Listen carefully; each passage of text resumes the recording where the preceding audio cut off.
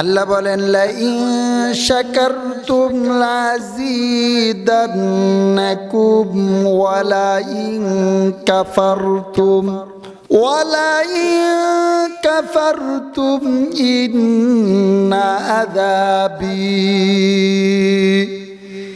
ইন্না আযাবি লাশাদীদ।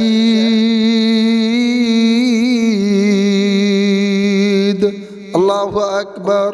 আল্লাহ বলেন, হে বান্দা বান্দিরা, আমার নিয়ামত পাওয়ার পর তোমরা নিয়ামতের শুকরিয়া আদায় করো। যখন তোমরা নিয়ামত পাওয়ার পর আমার নিয়ামতের শুকরিয়া আদায় করবা, আমি রব্বুল আলামিন তোমাদেরকে নিয়ামত বাড়াই দিব। আর যখন নাকি নিয়ামত পাওয়ার পর তোমরা নিয়ামতের না শুকরি করবা, আমি রব্বুল আলামিন তোমাদের থেকে নিয়ামতকে ছিনাই নিয়ে যাব। শুধু তাই নয়, কিয়ামতের মাঠে তোমাদের জন্য রাখছি বিশাল আকারে শাস্তি।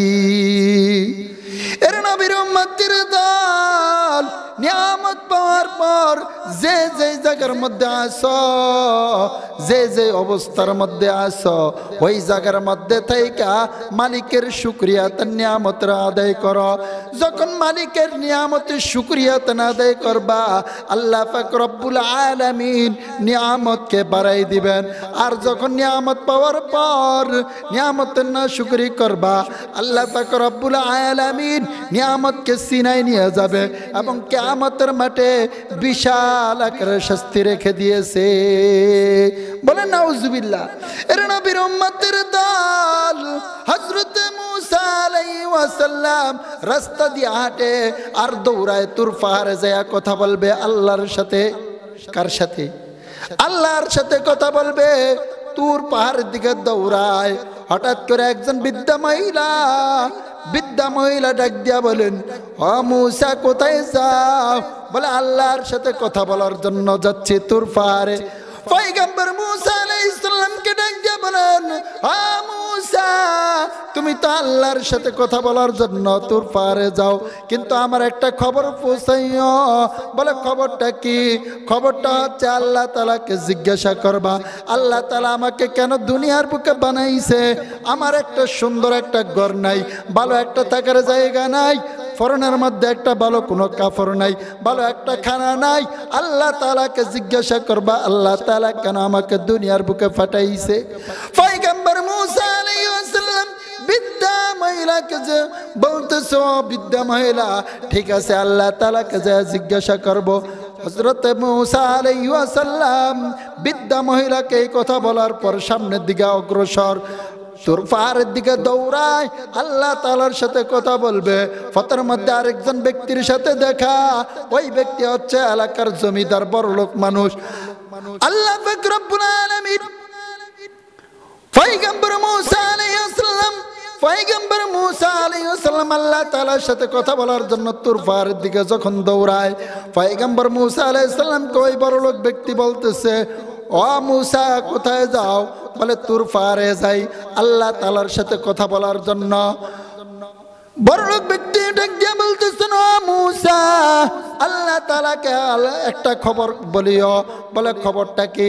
বলে আমি এই দুনিয়ার মধ্যে এলাকার মধ্যে সবচেয়ে বড়লোক ধনাঢ্য ব্যক্তি। আল্লাহ তাআলাকে জিজ্ঞাসা করবা আমার ধন সম্পদ কিভাবে শেষ হইবে। পয়গম্বর মুসা আলাইহিস সালাম ওই ধনাঢ্য ব্যক্তিকে বলতেছেন, ঠিক আছে আল্লাহ তাআলাকে জিজ্ঞাসা করব আপনার ধন সম্পদ কিভাবে শেষ হবে। পয়গম্বর মুসা আলাইহিস সালাম সামনের দিকে অগ্রসর, তুর পাহাড়ে যাবে আল্লাহ তাআলার সাথে কথা বলার জন্য। পথের মধ্যে আরেকজন ব্যক্তির সাথে দেখা। ওই ব্যক্তির দুইটা হাত নাই এবং দুইটা পা নাই। পয়গম্বর মুসা আলাইহিস সালামকে ওই ব্যক্তি যে জিজ্ঞাসা করতেছে, ও পয়গম্বর, আল্লাহ তাআলাকে জিজ্ঞাসা করবা আল্লাহ তাআলা দুনিয়ার বুকে আমাকে কেন পাঠাইলো? আমার তো দুইটা হাত নাই, আমার তো দুইটা পা নাই, আল্লাহ তাআলা আমাকে কেন দুনিয়ার বুকে পাঠাইছে? আল্লাহ তাআলাকে একটু জিজ্ঞাসা করবা পয়গম্বর মুসা আলাইহিস সালাম ডাক দিয়া বলতেছেন ঠিক আছে আল্লাহ তাআলাকে জিজ্ঞাসা করব। পয়গম্বর মুসা আলাইহিস সালাম দৌড়ায় তুর পাহাড়ে যে আল্লাহ তাআলার সাথে কথা বলবে। দৌড়াইতে দৌড়াইতে এক পর্যায়ে তুর পাহাড়ে গেছে। তুর পাহাড়ে যে আল্লাহ তাআলার সাথে কথা বলতেছেন। কথা বলা শেষ পর্যায়ে আল্লাহ তাআলাকে ডাক দিয়ে বলতেছে ওগো আল্লাহ, আসার পথে তিনজন ব্যক্তির সাথে দেখা। বলে প্রথম ব্যক্তি আমাকে জিজ্ঞাসা করছে আপনাকে জিজ্ঞাসা করার জন্য যে তার কোনো একটা ভালো একটা ঘর নাই, থাকার কোনো জায়গা নাই, ভালো একটা কাপড় নাই, ভালো কোনো খানা নাই, ওই ব্যক্তিকে কেন দুনিয়ার বুকে পাঠাইছেন? ওই ব্যক্তির কাজ কি? আল্লাহ পাক রব্বুল আলামিন পয়গম্বর মুসা আলাইহিস সালামকে ডাক দিয়ে বলতেছেন ওই মহিলাকে যে বলবা যে বেশি বেশি আল্লাহ আমার শুকরিয়া আদায় করার জন্য। পয়গম্বর মুসা আলাইহিস সালাম আবার জিজ্ঞাসা করতেছেন, দ্বিতীয় ব্যক্তি জিজ্ঞাসা করছে আমাকে, কি জিজ্ঞাসা করছে? যে এলাকার মধ্যে ওই ব্যক্তি ধনাঢ্য ব্যক্তি, বড়লোক জমিদার ব্যক্তি, ওই ব্যক্তির ধন সম্পদ কিভাবে শেষ হবে আমাকে আপনাকে জিজ্ঞাসা করার জন্য বলছে। পয়গম্বর মুসা আলাইহিস সালাম আল্লাহ তাআলাকে জিজ্ঞাসা করছেন যে ওই ব্যক্তি কি কাজ করলে তার ধন সম্পদ শেষ হবে। আল্লাহ পাক রব্বুল আলামিন ডাক দিয়া বলেন ও মুসা, ওই ব্যক্তিকে যা বলবা বেশি বেশি না শুকরি করার জন্য। তৃতীয় ব্যক্তির কথা আল্লাহ তাআলাকে জিজ্ঞাসা করছেন, ও আল্লাহ, আপনি দুনিয়ার বুকে এমন একজন ব্যক্তি ফাটাইছেন যার দুইটা হাত নাই, দুইটা পা নাই, ওই ব্যক্তিকে কেন দুনিয়ার বুকে ফাটাইছেন আপনাকে জিজ্ঞাসা করার জন্য বলছে। আল্লাহ পাক রব্বুল আলামিন ডাক দিয়া বলবেন ওই ব্যক্তিকে আমি এই জন্য বানাইছি পুরা জাহান্নামটা ঘেরাও করা, মাঝখানে একটা ছিদ্র আছে, ওই ছিদ্রের মধ্যে দেওয়ার জন্য ওই ব্যক্তিকে বানাইছি। পয়গম্বর মুসা আলাইহিস সালাম তিনজন ব্যক্তির কথা শুনলেন। শোনার পর হযরতে মুসা আলাইহিস সালাম তুর পাহাড় থেকে চলে আসছেন।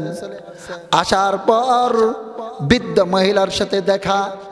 বৃদ্ধা মহিলার সাথে যখন দেখা হয়েছে, ওই বৃদ্ধা মহিলা পয়গম্বর মুসা আলাইহিস সালামকে জিজ্ঞাসা করতেছেন আমি যে একটা খবর পাঠাইছি ওই খবরটা আল্লাহ তাআলাকে বলছো কিনা? পয়গম্বর মুসা আলাইহিস সালাম বলছেন হ্যাঁ বলছি। আল্লাহ তাআলা কি বলছে? আল্লাহ তাআলা বলছে আপনাকে বেশি বেশি আল্লাহ তাআলার নিয়ামতের শুকরিয়া আদায় করার জন্য। সুবহানাল্লাহ বলেন।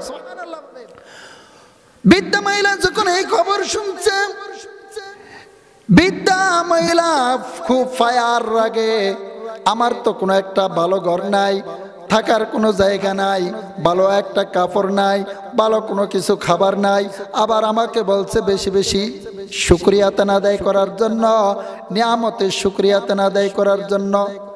আল্লাহ পাক রব্বুল আলামিন যখন মহিলার এই কথা শুনছে, আল্লাহ তাআলা উপর থেকে ফেরেশতাদেরকে বলেন এ ফেরেশতারা যাও যাও এমন একটি বাতাসের নির্ধারণ করো, এমন একটি বাতাস নির্ধারণ করো যেই বাতাসের কারণে ওই মহিলার যে ভাঙ্গা সনের ঘর ছিল ওই সনের ঘরটা যেন উইরা চলে যায়।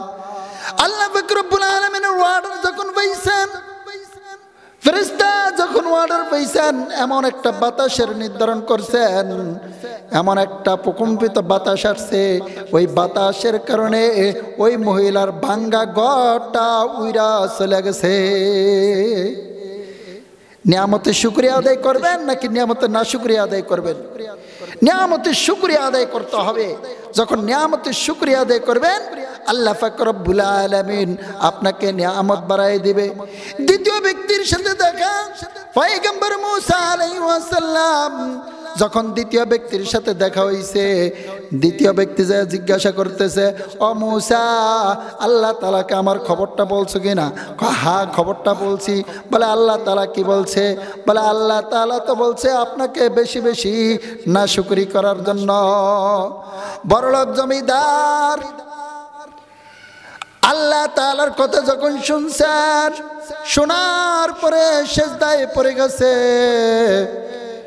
আর আল্লাহ তাআলাকে ডাক দিয়া বলতেছে, রে মালিক, আপনি আমাকে এত ধন সম্পদের মালিক বানাইলেন, যে ধন সম্পদের কারণে আজকে দুনিয়ার বুকে আমি সুখে আছি। কত মানুষ ধন সম্পদ না থাকার কারণে ঈমান বিক্রি করে দেয় দল, কত মানুষ ধন সম্পদ টাকা না থাকার কারণে ঈমানটা বিক্রি করে দেয়।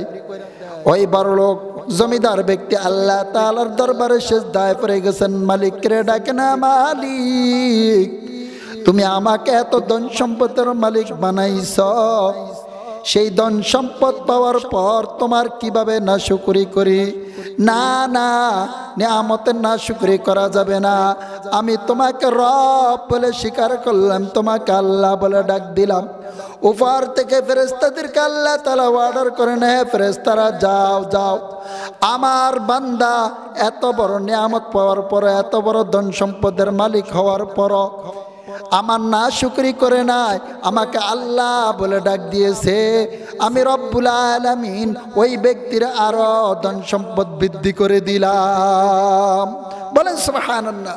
এরে নবীর উম্মতের দল, আজকে তুমি ধন সম্পদ পাওয়ার পর মালিক রে বইলা গেছ, যে মালিক তোমাকে ধন সম্পদ দিল, যে মালিক তোমাকে বড় লোক বানাইলো, যে মালিক তোমাকে অর্থের মালিক বানাইলো, যে মালিক তোমাকে বিল্ডিং এর মালিক বানাইলো, ওই মালিক রে তুমি বইলা গেছ।